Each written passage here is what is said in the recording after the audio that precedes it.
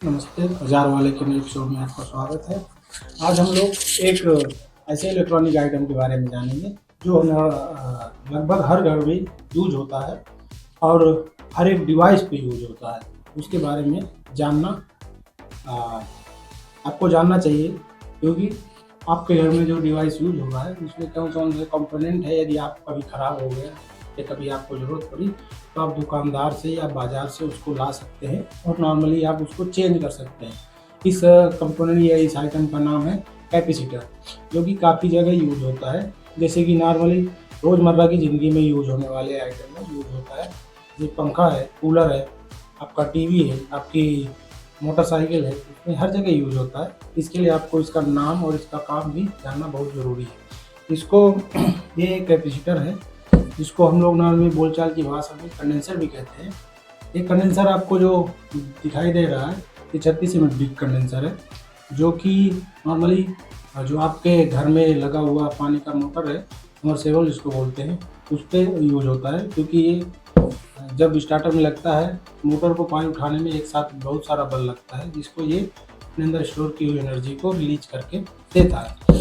दूसरा एक कैपेसिटर है जो कि 4 एमएफडी का है या 6 एमएफडी का है। तो ये आपके जो ठंडी ठंडी हवा आप खाते हैं गर्मियों में कूलर में, उसमें यूज होता है। और भी कई जगह यूज होता है, जहाँ भी पावर के बैकअप का ज़रूरत होता है वहाँ यूज होता है। इसके अलावा एक और छोटा हमारे पास कैपेसिटर है। ये नॉर्मली यूज होता है आपके सीलिंग फैन पर। सीलिंग फैन तो आपके हर कमरे में हर जगह पे मिल जाएगा। इसके लिए और सीलिंग फैन में जो मेजर प्रॉब्लम आती है वो हमेशा कैपेसिटर की ही आती है।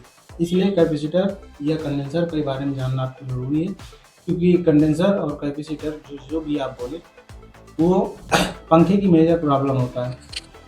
पंखा जब भी स्लो चले या जब भी धीमा चले या कुछ भी हो, तो सबसे पहले कंडेंसर या कैपेसिटर ही बदल के देखा जाता है। तो इसलिए 2.5 से 3.25 एमएफडी का ही कंडेंसर यूज होता है। ये बात आप ध्यान रखें कि कभी भी आपके सीलिंग फैन में 2.5 का या 3.15 एमएफडी का कंडेंसर ही यूज करना है। इससे बड़ा कंडेंसर यूज नहीं करना है, क्योंकि इससे ज़्यादा कैपेसिटी उस मोटर की होती नहीं है। क्योंकि इससे बड़ा मोटर आप लगाएंगे तो नॉर्मल चलेगा तो ज़रूर, लेकिन आपकी मोटर पे प्रॉब्लम आ सकती है। इसलिए ज़्यादा से ज़्यादा 3.15 का लगाएं या 2.5 का ही लगाएं। 2.5 का लगाएंगे, अगर नया कैपेसिटर लगा रहे हैं, कैपेसिटर की प्रॉब्लम है, तो पंखा आपका नॉर्मल चलने लगेगा। नॉर्मल क्या, नॉर्मल से जितना आप पहले चल रहा था, जितनी उसकी जितनी उसकी स्पीड होगी उतना वो चलने लगेगा। तो एक और कैपेसिटर है जो हम आपको बता रहे हैं। ये एक जो छोटा सा आप कैपेसिटर देख रहे हैं, नॉर्मल आप जब गाना सुनते हैं किसी एम्पलीफायर में या होम थिएटर में, उसमें यूज होता है। ये 25 वोल्ट का कंडेंसर है। इसका मानक अलग होता है, लेकिन काम सेम होता है सबका। ये भी अपने अंदर एनर्जी को स्टोर करके रखता है और जब जहाँ ज़रूरत होती है वैसे डिस्ट्रीब्यूट करता रहता है। ये चारों के चारों कंडेंसर, इसके अलावा भी बड़े बड़े कंडेंसर या कैपेसिटर भी आते हैं, जो कि इंडस्ट्री यूज में आते हैं, यानी कि फैक्ट्रियों में यूज होते हैं। वो बड़े बड़े कंडेंसर लगा के जो भी करोड़ों की मशीनें रहती हैं उनको बचाने के लिए यूज होता है, क्योंकि इनके पास एनर्जी स्टोर करने की क्षमता होती है। और यदि कंपनी में या फैक्ट्री में कभी भी मेजर ब्रेकडाउन आए पावर का, तो ये कैपेसिटर लगा के उसको डायरेक्ट ब्रेकडाउन होने से बचाया जाता है। मशीन को धीरे धीरे ब्रेकडाउन किया जाता है, जिससे कि वो ख़राब ना हो। इसलिए कैपेसिटर का बहुत सारा उपयोग है। आप कोई इसका नाम और इसका काम जानना ज़रूरी है। आप ये शायद कभी काम आ जाए, यदि आपके घर में कोई चीज़ ख़राब होती है, आपको नाम पता है, अगर नाम से आप दुकानदार से मांगेंगे तो वो आपको बेवकूफ़ नहीं बना पाएगा। क्योंकि जब नाम से आप कोई सामान मांगते हैं तो उसको सामने वाले को लगता है कि आप जानकार आदमी हैं। यदि आप ये वो करके मांगेंगे तो उसको लगेगा कि आपको कुछ मालूम नहीं है। तो अगर आपको नाम नहीं मालूम है तो आपको रेट या उसकी बाज़ारी कीमत का क्या पता होगा। इसलिए हमेशा नाम, पार्ट के नाम जो आपको याद रहें।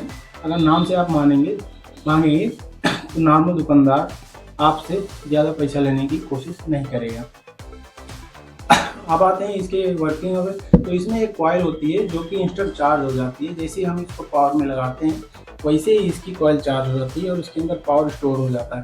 लेकिन इसकी प्रॉब्लम क्या है, इसका जो स्ट्रक्चर है वो ऐसा रहता है कि ये इंस्टेंट चार्ज तो हो जाता है, लेकिन जैसे ही इसको शॉर्ट करते हैं वैसे इसका पूरा चार्जिंग डायरेक्ट नीचे भी आ जाता है, यानी कि ख़त्म हो जाता है। इसके लिए सेम ये बैटरी की तरह ही काम करता है, लेकिन बैटरी धीरे धीरे चार्ज होती है और फिर धीरे धीरे ही ख़त्म होती है। लेकिन ये कैपेसिटर ऐसा है, कैपेसिटर का स्ट्रक्चर ऐसा बनाया हुआ है कि ये इंस्टेंट चार्ज हो जाती है और इंस्टेंट ही ये इसकी चार्जिंग भी ख़त्म हो जाती है, यानी कि इसके अंदर पावर एक सेकेंड में स्टोर हो जाती है और एक सेकेंड में ख़त्म भी हो जाती है। इसके इसके और बैटरी के बीच का दूरी हटाने के लिए काफ़ी लोग लगे हुए हैं, काफ़ी लोग मेहनत कर रहे हैं जिससे कि इंस्टेंट चार्ज हो जाए, यानी कि कैपेसिटर के चार्ज होने की क्वालिटी भी उसमें आ जाए और बैटरी जैसा देर तक रुकने की कैपेसिटी भी उसमें आ जाए। जो आजकल आप नॉर्मल चार्जिंग वाली समस्या के बारे में सुन रहे हैं, मोबाइल हो, आपकी स्कूटी हो, कार हो, कि फास्ट चार्जिंग, वो एक कैपेसिटी वाली ही टेक्नोलॉजी को यूज़ किया जा रहा है धीरे धीरे।